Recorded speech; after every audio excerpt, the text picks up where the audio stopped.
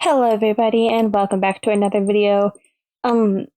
I I've been struggling this week with motivation, and so this one is going to be a little disconjointed, and I apologize for that.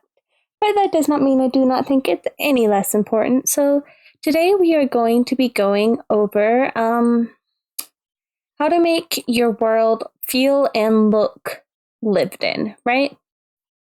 Because people who live someplace aren't just living in this blank canvas, right? They do things this, like, the best example I can think of is desire paths. Now, I don't know if you've ever heard of them, but you know, there's paths like in a park, there's the actual like path they want you to walk on, and then you look off in the grass and there's this trodden down path of dead grass where you can tell just like a crap ton of people have walked, right? Those are desire paths. They're paths that humanity naturally takes to get the slightly shorter distance between point A and point B. It's just something that people have always done, right? And that is something that like your world would have. So like here, for example, here is the path. Say this path goes at a 90-degree angle here. People would walk. I have the wrong pen selected. People would walk through here. And that's your desire path. Like, this is what people would do, because they aren't going to go voop, voop. They're going to cut across. That's just, something people do. I don't know why. Honestly, don't. But, it's, pay attention. Next time, like, you go outside and you're walking in an area with a pathway or something like that, pay attention and see if you can spot, oh my gosh, go down, thank you, things that make the place look more lived in, right? And that's like the most important thing when you're doing stuff like this, is draw from life, right? Because the way you're really going to draw your players in is if it's realistic. And I don't mean like you can't have like dragons and fantasy setting, but I mean base it in something real. Like, if there's something so alien and foreign about everything, no one's going to relate to any of the characters or the world at all. And so they're probably not going to interact with whatever you're making as much. You always want to make it relatable. Like, take Lord of the Rings example. Like, each race in Lord of the Rings is very distinct. You can tell, like, their history, where they come from, yet they're each different. Like, all the dwarves have such distinct personalities.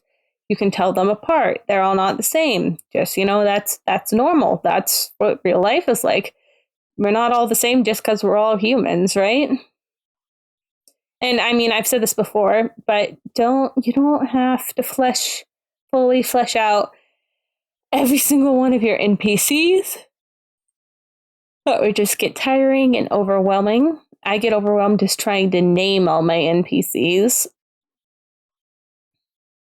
So you just want to have something that's immersive and feels real.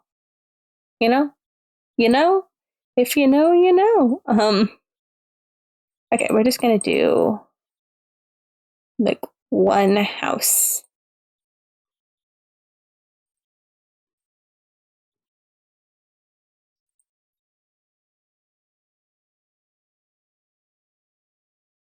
I feel like it should be. There we go. I like that much better. I don't really like the green on green though. So what can we do about that? Well, first, let's not do that. Let's do this, because I really like the green roof. I want to keep that. But I could.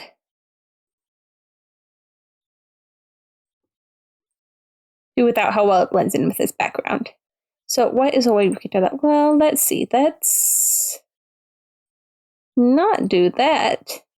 I hit the undo button. Let's do this. the layering system in MZ is honestly way overpowered, in my personal opinion.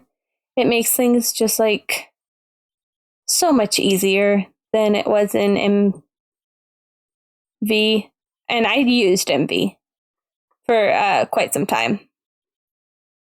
I never fully finished anything M and N, and oh my goodness, this is a tongue twister. NMV. I never fully finished anything. But I definitely played around, and it's why I know so much about MZ. And if you're not like halfway through a project and you're thinking about starting new, and you don't have MZ, whatever it is, I highly suggest waiting until it goes on sale because RPG Maker stuff literally goes on sale all the time. I got like a pack. They were selling a package that contained every single RPG Maker, and I got it dirt cheap. Like, just wait for it to go on sale and then snatch it up because MZ is so much better than MB. And obviously it looks the same. Most of the stuff is interchangeable in between the two, aside from like the particle effects and everything like that. But MZ is just so much more powerful that allows you to do so much more stuff that it just like makes it a lot better. All right. I don't like that. So let's change that, Another important tip, play around. Ooh, yeah, okay, I like that a lot. What you do isn't set in stone until you release the game. So play around. However, do not do as I say, not as I do. Did this just pull up the same game twice? No, it didn't. All right. So this is my current project I'm working on, right? The one I said I was going to get a devlog out for. Castle number 1. Castle number 2. Castle number 3. Castle number 4. Guess how many castles my game has? 1. I have built and rebuilt the same stinking thing over and over and over again because I'm never quite happy with it, right? And I feel like that's where a lot of game makers get stuck. And I think just I need to stress that the most important thing is to get it done. It doesn't have to be beautiful. Finish it. Then, after it is completely finished, story-wise, plot-wise, all the stuff like that, I have no idea why that's right there. Story-wise, plot-wise, and all that. Once that is finished and the game is 100% playable start to finish with no bugs, go back in and make it pretty. Add the extra music. Add in the cool effects. Just get the basics done and then go back and make 1,000 castles, right? Because once you're done, you're going to have a lot of a better idea of your aesthetics and everything you want your game to look like. So by going back through afterwards, you have that different perspective, and it makes everything just so much easier.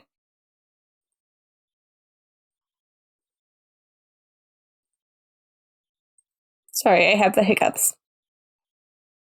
And they hit out of nowhere.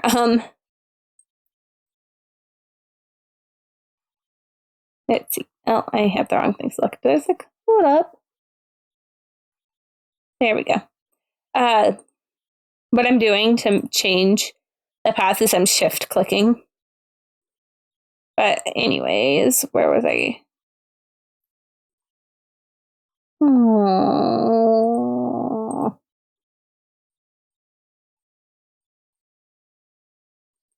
No, I don't like that.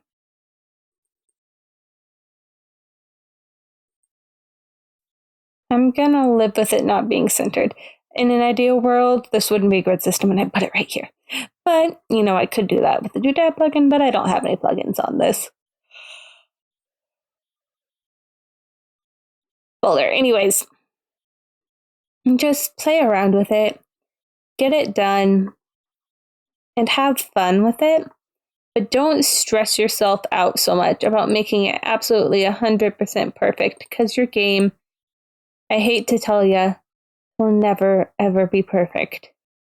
And I know as individual developers, we have to put a lot more focus on it because who's going to buy my small game if it isn't perfect, if it bugs out, if it breaks? And, it sucks sometimes because when you look at some AAA games that break if you look at them wrong, but then look at people are just like, really? This is what you're pushing out? People still buy it because they expect more from this AAA developer. But when they look at an indie dev, they're expecting oh, they find one bug and it's oh. And I'm taking this as a person outside of the community because a lot of people who are going to play your game are already inside the community and know the struggles and how hard it is to develop and publish a finished, polished game. But anyone from outside that community who may interact with it will find a single bug and immediately write it off as, oh, this game is unplayable. And I mean, with some bugs, yeah, it does make stuff unplayable. But I'm kind of getting ranty right now. I'll focus back in. But the most just make takes a lot of focus to put in offense, evidently. Just make your world feel lived in and loved and worn down and just a place where people exist, right?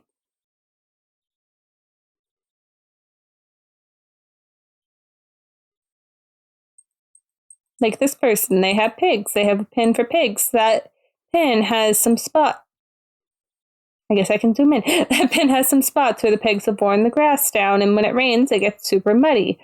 They have a bunch of flowers. They love flowers. They have a fire pit with some chopped wood nearby, and I need to find something to use as seats. There's a well to collect water from, and next to that well is a bucket this is one thing I will never understand, that the bucket is the same size as the well. That bucket would not even fit inside that well.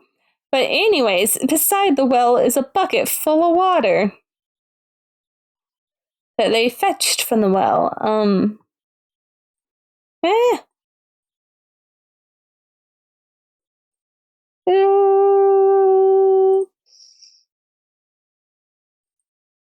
Let's see, what other details? Oh yeah. Sorry, my window is open. It is really late at night. I don't know why so many cars drive by my house. Anyways, the hill up here, no one goes up there, so it's overgrown with weeds and stuff.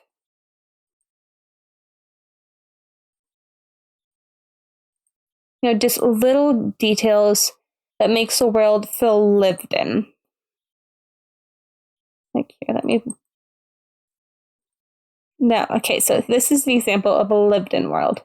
Let me show you the example of a not lived in world, or just what you don't want to do.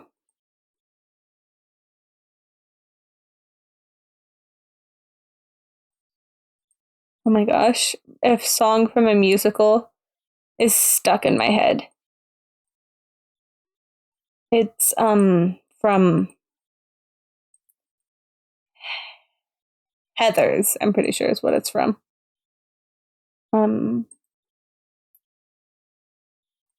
It's the one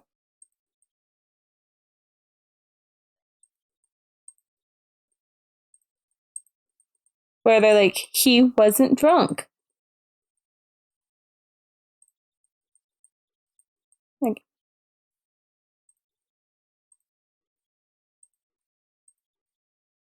Nice, that's been playing on loop, just that part of the song. Anyways, okay. So here we have the lived in and the not lived in. Actually, let's even do that.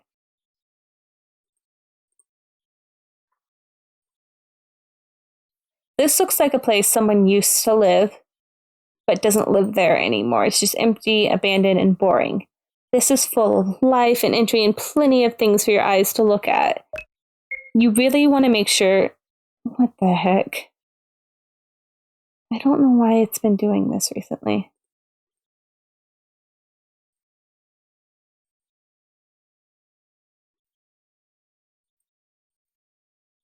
Okay.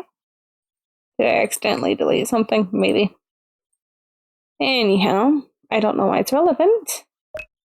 Because my character is not even on that. What the?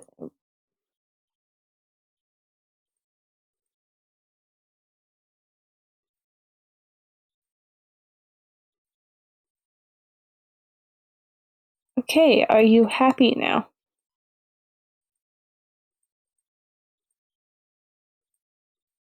I must have accidentally deleted it. It's fine. Not necessary for this bit. But you see how much more like lived in this feels. Here, I guess I haven't shown you then, but there's no just giant patch of green. Everything has a little bit to look at. Like over here, you have the fire pit, the cut wood. Up here, you have the water from the well. You have a sign here. You have the house here. You have the pigs up here, and you have the cliff over here. Because everything is very seen and feels more alive, right? Then you have, which actually probably wouldn't even have those.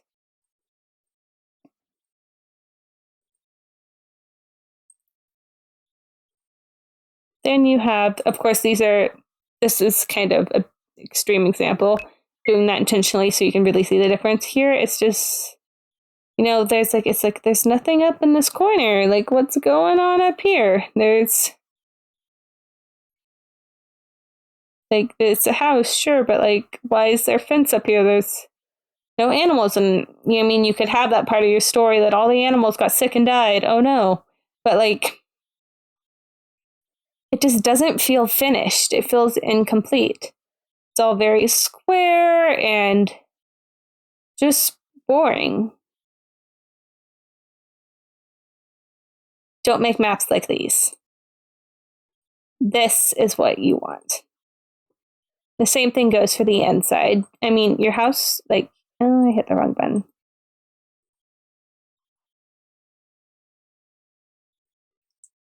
Let's pull up on this, will be a good example. You want your house to feel lived in, of course. Same way as you want your outside world to feel lived in, right? So what not to do? What the heck was that noise? Oh,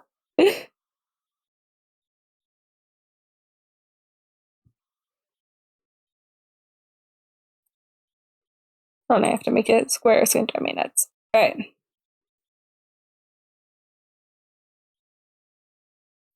So you just have a square house. You cannot tell where the door is. There's just, goodness, bed, some shelves. There's your house. Right? Don't do that. Then they're usually even bigger. It's usually like square that takes up the entire thing, and then there's the bed. No, don't do that. Instead, you want something smaller, something more broken up. Put that in the wrong spot. Put it in the wrong spot again. Oh my goodness.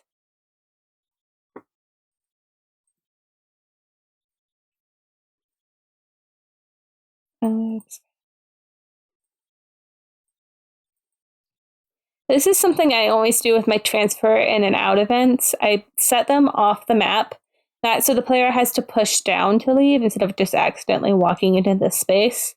I think it makes it look a lot neater, and it means that when you transfer a player inside the house, you can transfer them right here. And they can immediately exit and everything. Another thing to note, the door is right here on the outside. The door right here on the inside. The house is mind you, it's a square. Oops, I put that on the wrong map. It is a square. And there is a lot of leeway as long as it's not TARDIS length difference. Those of you who don't know, which at this point, how do you not know what a TARDIS is? Time and relative dimension in space. It's from Doctor Who. If you haven't watched, good luck catching up. There is a ridiculous number of episodes, and we are thriving. Anyways, Doctor Who distracted me. Is smaller, more lived in. Let's see. That's at a hole in the bottom of the sea. A window, because no one wants to live in a cave. Little seat down there. Let's see. Put some stuff on the walls. They're very proud of their kingdom. They want a banner right above the bed. Actually, maybe they want to travel the world someday. So they have a map up there. They have a painting of the hills right above their bed, and then they have this pretty painting over here. Where is some spices above the... No, stick with spices. Spices above the stove. I swear there's some hanging garlic in.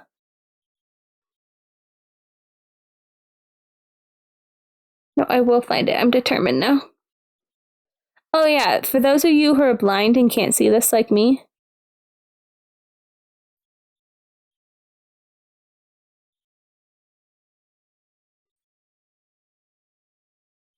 search magnifier in your thing, and this is for a Windows computer, and then you can zoom in, and it helps you see this so much better. I mean, things get a little blurry because they're not meant to be. Oh, this is what I was looking for.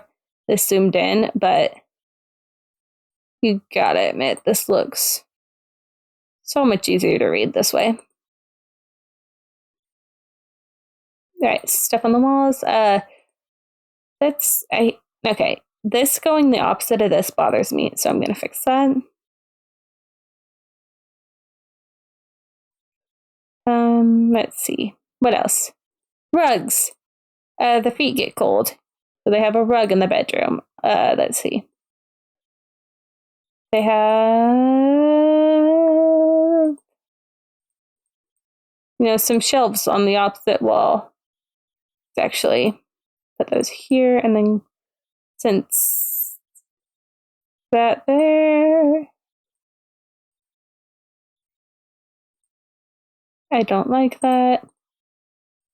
Let's actually put one of these tables. Scratch that. There we go. That's better. Little table in the corner. Okay, it's small and cramped, but it's very easily maneuverable. Now, the danger of this is if you have an NPC in this house and you have them set to random and they choose to stand right here for whatever reason, the player will not be able to get into this room. If this player is in this room and the NPC comes and stands right here, the player will not be able to get out. If the NPC comes and stands down here, the player will not be, or here, the player will not be able to get out. So there are events that allow players to push NPCs around. You could also, if they're not interactable, set them through, set them below the characters, have it, if player is having an additional branch, and force the player to be able to make them move out of the way, you could fix this by not making their movement random at all and just have them here, let me just make a random one. Stepping on. Wait, 10. Stepping off. Move 1 to the right. Turn up. Stepping animation on. Wait, 10. Stepping animation off. Move left. Turn up, etc. And now this way, they will not, because these are above the player, they will never get in the player's way. And so, just head inside. See, I can walk behind these so I can get over here, no problem, right? Now, the only time they can trap me is right here. But then I just have to wait for them to move. And while it might be mildly inconvenient, it's not that big of a deal.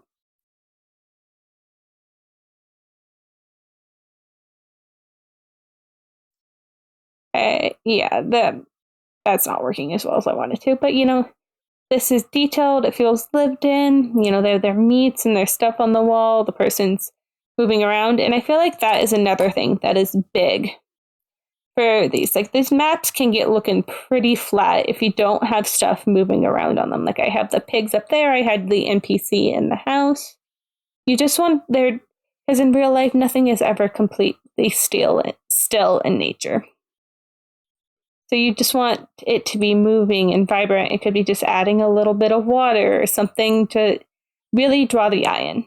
But, you know, I think that's really all I have to say on the topic. I have been ranting for a very long time now, so I will let you all go. Oh, and if y'all stuck around to the end, thank you so much. It honestly means the world.